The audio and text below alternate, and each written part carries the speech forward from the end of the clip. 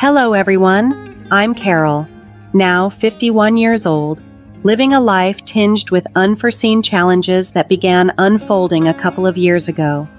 After turning 50, I was diagnosed with menopause, marking the onset of a series of relentless symptoms, dizziness, palpitations, and intense hot flashes among them. Although I'm under medical care, the treatments have only managed to alleviate these symptoms slightly. A cure seems elusive.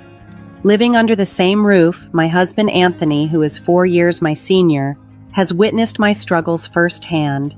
Yet, understanding and empathy from him have been painfully absent. His recent outburst was particularly disheartening. As I struggled to stand, dizzy and weak, he accused me of using my condition as an excuse to avoid work and household duties. "Wow, I'm jealous," he scoffed, implying that my medically advised leave of absence was merely an exploitation of what he perceived to be a trivial ailment. Anthony and I met through mutual friends in our late 20s and clicked almost immediately. Our relationship evolved smoothly into marriage in our early 30s.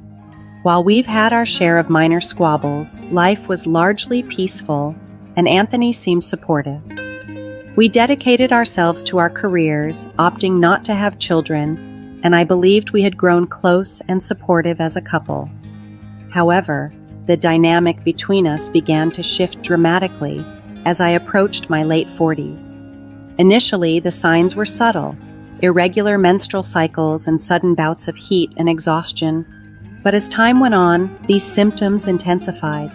Severe palpitations disrupted my nights, and sleeplessness became a frequent tormentor. The physical ailments began to erode my mental well-being, leaving me irritable and despondent without cause. The journey through menopause is often misunderstood, spanning roughly a decade, with symptoms fluctuating before and after the cessation of menstrual cycles. Despite living through this difficult time, Anthony's recent comments have only deepened the divide between us, highlighting a lack of compassion that has reshaped the contours of our marriage. Experiencing menopause firsthand turned out to be far more daunting than I ever anticipated. My symptoms were intensely severe, and despite adhering to my family's encouragement to seek medical help, the condition showed no signs of improvement. During my hospital visits, the doctor explained that menopause doesn't have a specific cure. Instead, treatment focuses on managing symptoms. Consequently, I have been relying on a mix of prescribed medication and herbal remedies specifically chosen for their efficacy against severe symptoms. But even with these interventions, there was no cure in sight. It became increasingly challenging to continue my professional life, so 3 years ago, when I turned 50, I decided to take a leave of absence. My company's leave policy allows for up to 4 years off, and soon I'll face the tough decision of whether to return to work or retire. I'm not ready to give up my career, but the persistent severity of my symptoms is pushing me to consider retirement, a thought that fills me with frustration and uncertainty about Anthony's reaction. Initially, Anthony was empathetic and attentive when my menopausal symptoms began. He was never much for household chores, but he showed genuine concern for my well-being. I had always thought of him as a kind and caring person. However, his demeanor shifted drastically when he realized that my health issues might be long-term. He was visibly displeased when I brought up the idea of taking a temporary leave from work. "I don't understand much about your health, but is it so bad that you need a leave? You're not just slacking off and relaxing at home, right?" Anthony's skepticism was a shock to me. He mentioned that men also go through a form of menopause, perhaps trying to equate his experiences with mine. Despite having a chronic condition, Anthony rarely fell ill and managed his health meticulously to avoid exacerbating his illness. This perhaps led him to view me, who continued to struggle with health issues, as lazy. His response was always critical, no matter how extensively I explained my symptoms. So, what's the plan to improve? If that method doesn't work, shouldn't you look for another? Why do you keep saying it's not getting better? If it's not healing, find a way to heal. His lack of understanding was apparent and disheartening. Continuing to work in my current condition was incredibly tough. When I pleaded for a leave of absence until my health stabilized, Anthony predictably became furious. However, after learning that my boss, colleagues, and juniors had encouraged me to take a break, he reluctantly agreed, though he remained displeased. Determined to contribute somehow, I did more housework while not working. Yet, there were times when my efforts to balance health and home seemed overwhelmingly challenging. When I suddenly fell ill, the challenges were almost insurmountable. Standing triggered severe dizziness, and sitting didn't alleviate the relentless sweating, likely due to my hot flashes. On days when I mustered enough strength to vacuum, merciless back pain would ensue, no matter how much medication I took or how resolutely I endured the pain to manage some household tasks. Despite my efforts, Anthony's understanding remained painfully absent. "Aren't you better yet? What's the point of going to the hospital?" he would say. Over time, his demeanor towards me grew colder. Anthony often remarked, "If you're home all day on leave, why can't you finish all the housework?" He seemed to believe my illness didn't persist from morning till night. Returning home to find dinner merely cut up and heated, he'd ask, "What are you doing at home all day?" His complaints weren't occasional. They were a regular disappointment when he came back from work. On weekends, his presence only intensified the pressure. "Stop lying down all the time. Do the laundry at least." His words stung, especially when I was lying down, feeling unwell. The sarcasm and complaints escalated daily, and the once familiar words of care and concern vanished. Amid this growing strain, I was deeply troubled by the uncertainty of whether my symptoms would ever subside. However, I found solace in the understanding and advice from my mother-in-law, Amy, and my sister-in-law, Susan, who lived nearby. Amy, still robust and lively at over 80, spoke with clarity and energy. Having outlived her husband, she lived with Susan and her husband. Both Amy and Susan had been pivotal in encouraging me to seek hospital treatment and had even suggested taking leave when my symptoms worsened. I am immensely thankful to them. Since both my parents have passed away, Amy and Susan have become my primary support system regarding my menopausal challenges. Anthony recently announced that we were going to host a dinner party for Amy's birthday the following weekend. In Anthony's family, it is a tradition to celebrate family birthdays with a large dinner party. Since marrying into the family, I have participated in these celebrations every year. Depending on the year, we either dined out or hosted the party at the in-laws' house. This year, however, the responsibility of preparing the meal for Amy's birthday at our home fell on me. With Amy and Susan expected to arrive in the evening, Susan's husband couldn't make it due to work commitments, but Anthony made it clear he expected me to be in top form for the upcoming birthday dinner. "Make sure you're in good shape on the day," he said with a stern glare, adding, "I won't tolerate a repeat of last year." I could only nod in response to his sharp tone. Last year, during Amy's birthday celebration at my in-laws' house, I felt particularly ill and couldn't attend. Anthony perceived this as a personal embarrassment and berated me harshly upon his return. The memory of his words and my pain brought tears to my eyes even now. This year, I was determined to be as well as possible, as Anthony had demanded. However, the reality was that my condition wasn't something I could simply take away. If it were, I wouldn't have been suffering for so long. With Amy turning 81, I wanted to express my gratitude for all her support through the years. I started preparing for the dinner party well in advance, committing myself fully despite my unpredictable health. There was much to do, not just cooking, but also cleaning the house thoroughly. Anthony liked to impress, and he wouldn't be satisfied unless the house was immaculate. Over several days, I cleaned every nook and cranny, monitoring my physical condition closely. Anthony, true to form, didn't lift a finger to help, preferring to relax in the living room. In his view, consistent with the attitudes of his generation, housework was the wife's responsibility, particularly since he assumed I was idle all day. The day before the party, after finishing the shopping, I went to bed early, hoping the next day would bring only mild symptoms. However, I awoke to a severe headache and dizzy spells that made even getting out of bed a struggle. My vision blurred and a violent ringing in my ears accompanied the overwhelming pain, making this bout of symptoms particularly harsh even by recent standards. I managed to get out of bed clumsily, only to hear Anthony's frustrated sigh from above.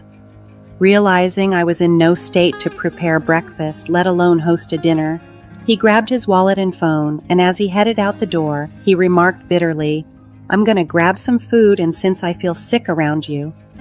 His words and the coldness in his voice cut deeply, underscoring the stark contrast between the support from Amy and Susan and the lack of empathy from my husband. The tension in the house was palpable as Anthony's words hung in the air, icy and sharp.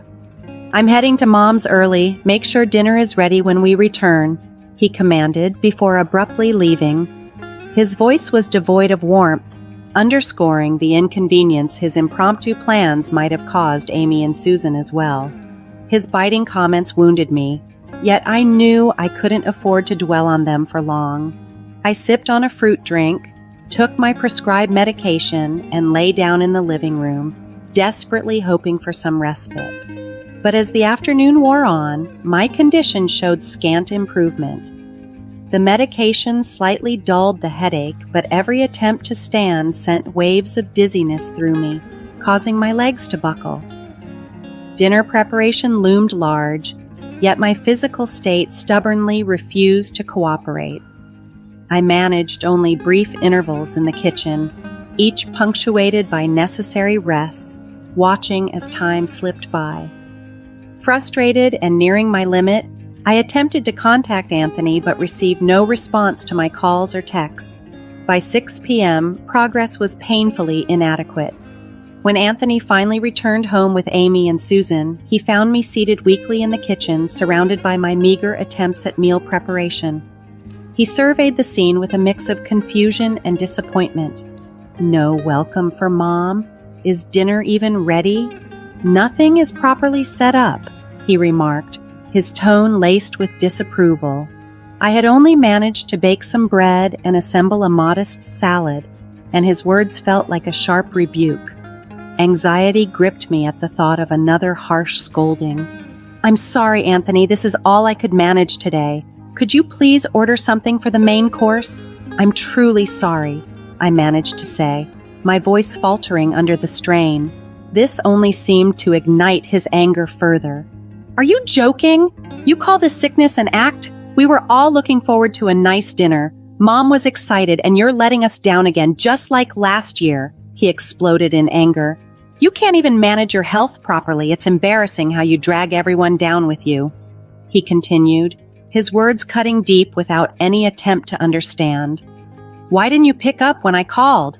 I even texted you to suggest we eat out, and then another text about ordering delivery. Why insist on hosting at home if you can't handle it?" I snapped back, unable to contain my frustration any longer. Each word I spoke reverberated like a blow to my head, my vision so blurred that Anthony's face was just a haze. My ears rang with my heartbeat drowning out everything else.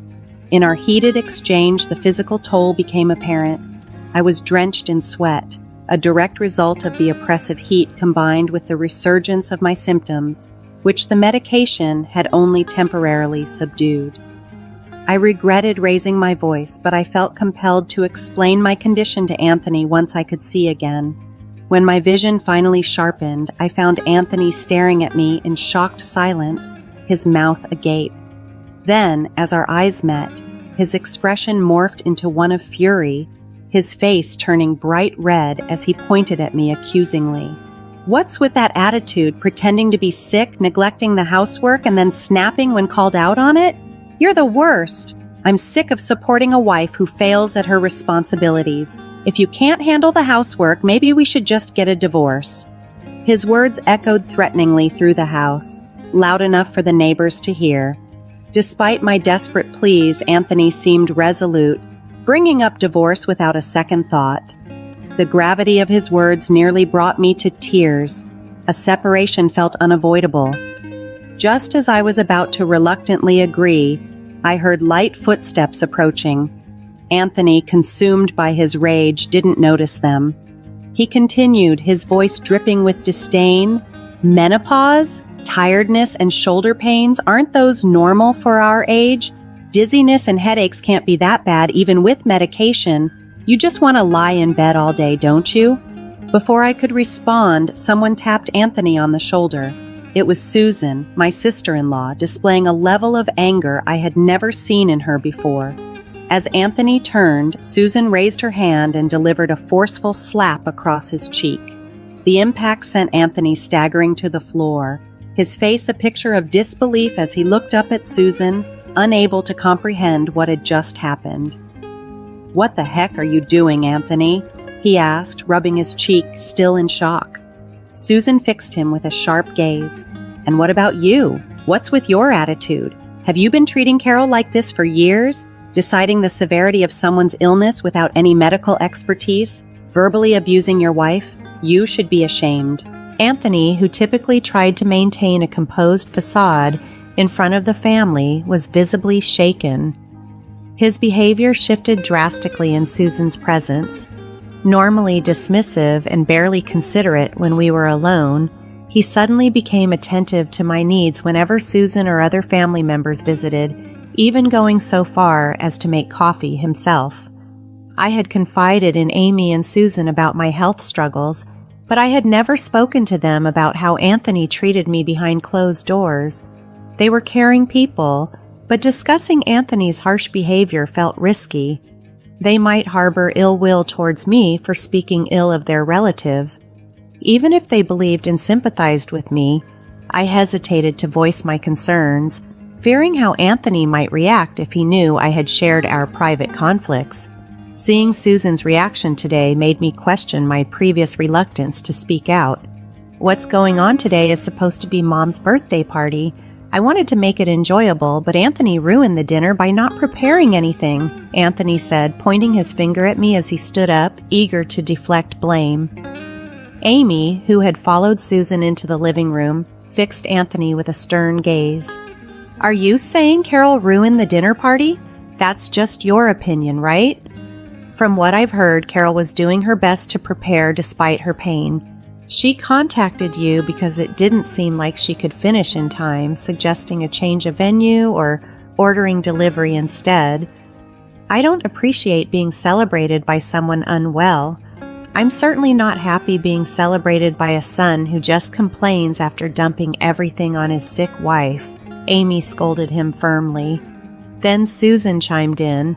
"Did you come to our house leaving Carol alone while she was feeling ill?" "Well, there's nothing I could do," Anthony replied defensively. "There are many things you could have done, like helping with chores or being considerate about her health.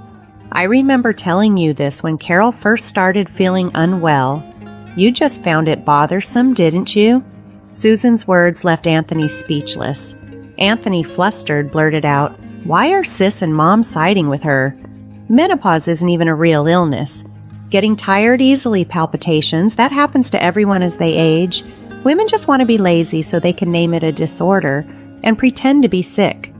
Susan sighed deeply before explaining, "Anthony, you might not know, but I too suffered from severe menopause symptoms. It only recently settled down, but it was so bad I quit my job 9 years ago. Are you saying a disease that made me quit my job isn't a real illness?" Hearing this, Anthony stood frozen in shock. I had known that Susan had experienced menopausal issues around the same age as me, and that she had to resign from her job following a temporary leave. She didn't want to quit, but with no sign of recovery in sight, she had chosen to prioritize her health after consulting with her family. I remembered that Susan had stepped back from her job when she was around 50, but I hadn't known the specific reasons until she shared them herself. During that difficult time, we mostly communicated via text as she was too unwell to meet. It was a challenging period for her, and I thought about how she once confided that it felt like it would never get better. Jason, Susan's husband, who is 4 years her junior and works irregular hours, including night shifts, was always supportive of her health decisions, although he couldn't make it to the dinner. Susan turned to Anthony with a stern yet caring demeanor. "Carol is not your servant. As a husband, shouldn't you have more compassion?" Caught off guard and visibly chastened, Anthony muttered a weak apology. "Sorry, sis. I knew you were unwell, but..." His voice trailed off, finally understanding the gravity of his actions and the pain they had caused. Anthony's reply sounded like an excuse, but Susan's stern expression didn't waver. "Right now, it's not about me. Shouldn't you be apologizing to Carol?" she pressed firmly, facing pressure from Susan, whom he deeply respects and seldom contradicts. Anthony reluctantly turned towards me. After a moment, he seemed to relent. "I'm sorry. Sis scolded me and it opened my eyes. From now on, I'll help you, Carol, and we'll get along," he said, looking earnestly into my eyes. It felt like he might have finally understood. Just as I was considering forgiving Anthony, a voice cut through the moment. "Hold on a minute," said Amy, looking exhausted as she walked over supported by Susan and sat beside me on the sofa. She fixed me with a serious gaze. "Carol, you can't believe Anthony's words. You should divorce him, and quickly," she advised. "What do you mean?" I asked, taken aback by her directness. Amy then shared a bit of her past that mirrored my struggles. "I suffered from similar symptoms around your age. There wasn't a name like menopausal disorder back then, but from what you've told me, I think I probably had it too. I've told you this before, haven't I?" I nodded, recalling our previous conversations. "When I was about your age," Amy continued, "the term menopausal disorder wasn't widely recognized. There were no medications, and it was hard to find understanding from others." She chuckled sadly, then pointed at Anthony. "He used to hurl terrible abuses at me when I was suffering. It was around the time before he married you. He was living at his parents' house and would say things like, 'Make dinner faster. How long will you lie in bed, mother? Stop pretending to be sick.' Such heartless words," she recounted, her face shadowed by the painful memories. "Anthony, is that true?" I asked, hoping for some sign of denial, but Anthony awkwardly turned away, his silence confirming Amy's account. Amy looked down, sorrowfully continuing, "My late husband got so angry at Anthony's behavior back then that he hit him. When Dad scolded him severely, Anthony said the same things he's saying now." She sighed deeply. "He woke up indeed. After that, Anthony stopped saying anything to me because he quickly married you and left home. But Carol, you've been mistreated by him, haven't you? In other words, Anthony hasn't changed at all since then. He still doesn't try to understand others' illnesses, even after decades," Susan interjected, emphasizing that Anthony's current words were just excuses for the moment. "Wait a minute, I won't do it again, believe me." Anthony tried to interject, but Susan grabbed his arm to stop him. "I saw it all back then. That's why I hit you, just like Dad did. Remember how you cried and apologized to me after Dad scolded you? You said you wouldn't do it again, that you had woken up and realized your mistake," she recounted, reminding him of his past promises.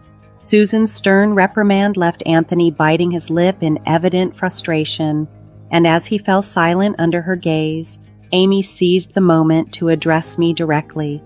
Gripping my shoulders firmly, she spoke with urgency. "That's why you need to divorce Anthony and escape this situation quickly. Otherwise, you'll continue to suffer. Now's your chance, with me and Susan here to support you. Alone with him, he'll never admit his faults and might even resent you for embarrassing him in front of his parents." Her eyes were resolute, filled with a sad determination. Hearing such decisive words from a mother was heartbreaking, and the thought of divorce at this stage in life was daunting. Yet, Amy's recount of enduring similar mistreatment at Anthony's hands resonated deeply.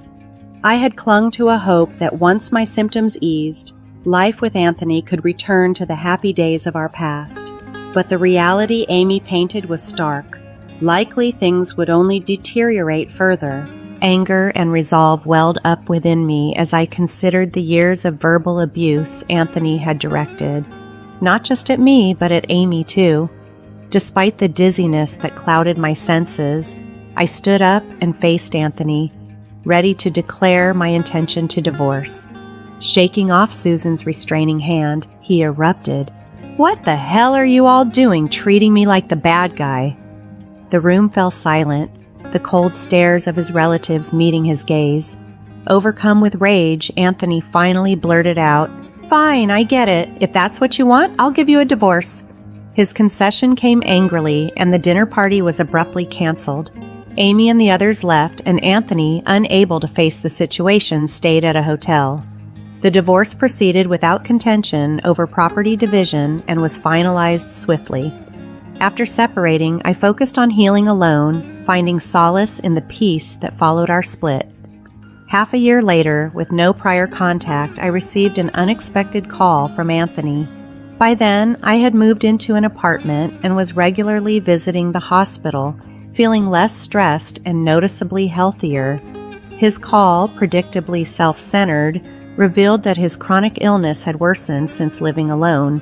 He had always prided himself on managing his health perfectly and had often criticized me for not improving despite his claimed superiority in self-care. "Why is that happening? You can manage your health perfectly, right?" I replied, my voice tinged with irony. Anthony's idea of managing his health had been superficial at best, relying on the balanced meals I prepared without ever cooking from scratch himself.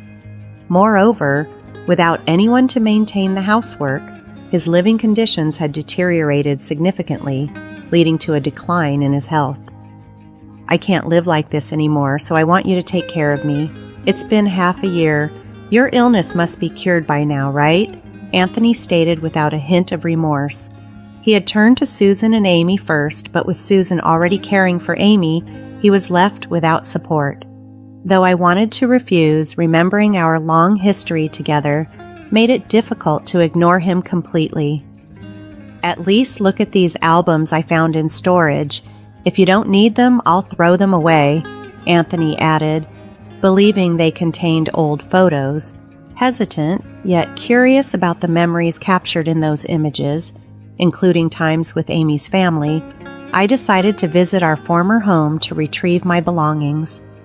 Arriving at the house we had shared until just 7 months ago, I was struck by the neglect it showed. The living space was dirtier than ever, with leftover takeout containers strewn about, a clear sign of Anthony's deteriorated lifestyle.